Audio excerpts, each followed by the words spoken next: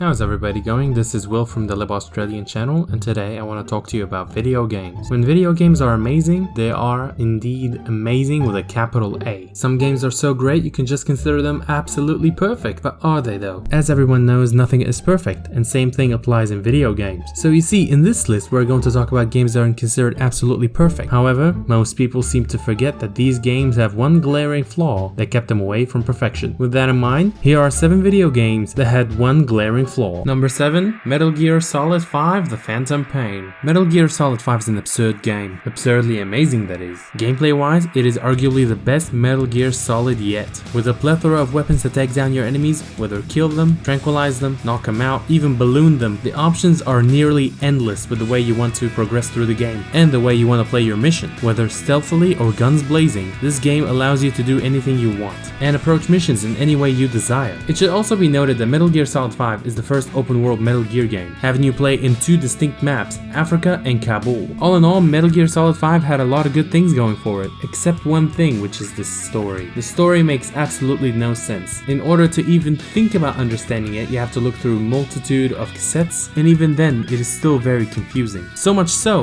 that the ending for Metal Gear Solid 5 wasn't even finished, mostly due to the departure of Hideo Kojima from Konami Studios to start his own studio. And it's quite sad that Konami wasn't even bothered to finish the game. Had the ending been completed, had the story been polished, this would have been absolutely the best MGS yet. And I say yet very loosely, as I doubt Konami is going to do any new Metal Gear Solid games. They're busy with their pachinko machines or whatever that is. Number 6, we have Final Fantasy 15. I personally never played Final Fantasy 15, but from the research that I was doing for this video, I really want to play it now. It looks absolutely gorgeous, the best graphics I've seen in the game in a long time. The gameplay is crisp, the story is decent, the characters are well developed, and the boss fights are very intriguing. It's a shame that this game was so close to becoming a perfect game. However, we have to talk about that chapter. Chapter 13. This level just brings the whole game to a dead stop, because it seems like you're playing a completely different game in a completely different genre, and not in a very good way. And it teases you so many times, making you think that you're just at the end, but then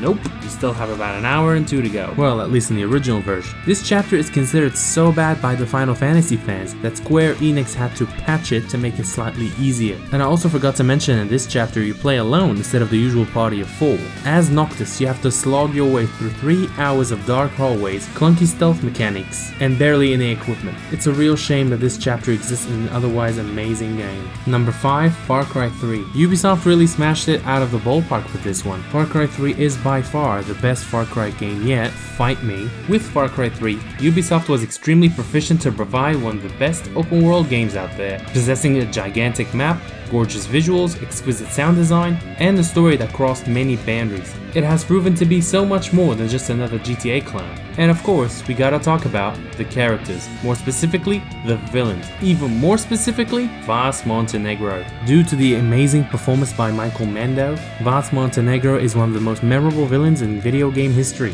His definition of insanity monologue is one of the best I've ever heard. And I don't mean just in video games, I mean in all shapes and forms of media. The way he was presented in this game makes you believe that he was the main antagonist. However, that is not the case. The true main antagonist is some dude named Hoyt Volker or whatever, but no one cared. Everyone cared about Vas. Vas was the talking point. Hell, he was on the cover of the game, and he dies halfway through. The Far Cry 3 story was going so well until Vas abruptly died in the middle of the game for absolutely no reason and completely out of nowhere. It made no sense, there was no build up, it just happened. And everything after that moment was just meh. With that in mind, let's see what Ubisoft can do in Far Cry 6 with their main villain being portrayed by none other than Giancarlo Esposito, who is an extremely good character actor. Real shame about Vas though. Number 4, Batman Arkham Knight. Batman Arkham Knight is a very fun game. As you probably figured it out, you play as Batman, you glide, you stalk, you fight your way across Gotham City with nifty gadgets and super cool martial arts, kicking butts and taking names. Arkham Knight's main story follows Scarecrow, Deathstroke, and the mysterious Arkham Knight, who have made an alliance on Halloween night to plan to drown Gotham City in fear toxin and unmask Batman. So, you had the good gameplay, check. You had the good story, check. You had the Batmobile, awesome. Or is it though? When the Batmobile was first revealed in a trailer, everyone was excited. You get to use the Batmobile for the first time in the Arkham series, but then when you got it, it wasn't as good as we thought. Arkham Knight received universal acclaim, except when it comes to the Batmobile segments. The controls sometimes feel unresponsive, clunky, awkward, and the gameplay in general inside the Batmobile just feels outworldly. It doesn't feel like you're playing a Batman game anymore. The Batmobile's chase scenes were repetitive, the Batmobile fighting scenes were even more repetitive, and it really distorted the flow of the story. All Arkham Knight players groaned in unison every time they knew they have to go back to the Batmobile.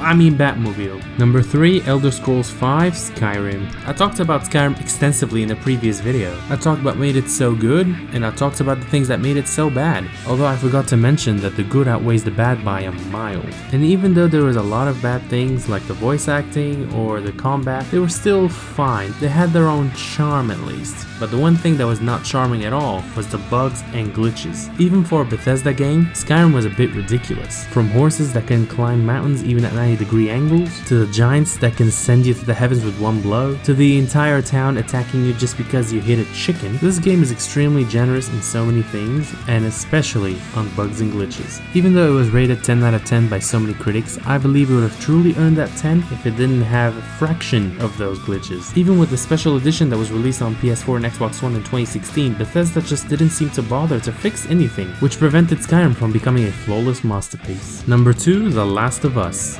If you're angry at me now for thinking that The Last of Us isn't perfect, wait till you see what number 1 is. Anyway, let's go back to The Last of Us, who I consider to have the best story in any video game. I was personally never emotionally invested in any video game in my life as much as I did to the first Last of Us, which absolutely broke my heart with what they did with The Last of Us Part 2. I'm not gonna spoil anything, take a look at it for yourself at your own risk. This is the first game where I actually teared up while playing it, especially in the first chapter where Joel's daughter Sarah gets killed. The voice acting in this game, especially Troy Baker's Joel, was masterwork, masterstroke, mwah, chef's kiss. The environment looks so realistic, the graphics looked beautiful. The game makes sure you get emotionally attached to both Joel and Ellie. The ending of the game was ambiguous, but in a good way. And here's an unpopular opinion, I think this game, not Uncharted, is Naughty Dog's best work yet. But then there's the negative, which is the gameplay. The stealth mechanics are not anything we haven't seen before, the hand-to-hand and gun combat is a bit awkward, and the crafting just seems so clunky. All the 10 out of 10s that this game received were probably aimed towards the story and not the actual gameplay, because gameplay wise, even though it did not offer anything bad per se, it was just nothing new, nothing innovative, and that's what makes it so good, just not quite perfect. And at number 1, get the pitchforks ready because it's The Witcher 3 Wild Hunt. Now before you put my head on a pike, listen to me. I absolutely love Witcher 3. It is my 3rd favorite game of all time, mind you. The characters are awesome, the story is fantastic. I promise you mate, you're going to be lost playing this game. My favorite thing about this game is how complex and morally grey your choices have to be, and how they are so impactful on the way the story develops. It is definitely a far cry from the usual RPG trope where you're the chosen one in a mystical high fantasy land whose goal is to defeat the embodiment of pure evil. La-di-da-di-da, same thing we've heard over and over and over again. But in this game, you can never tell if your choices are good or bad until when it's already too late. It keeps you on the edge of the couch, it keeps you on your toes even. The gameplay was very fun, and just like I mentioned earlier, the story keeps you interested in what's going to happen next. The characters that you meet and interact with are all unique in their own way.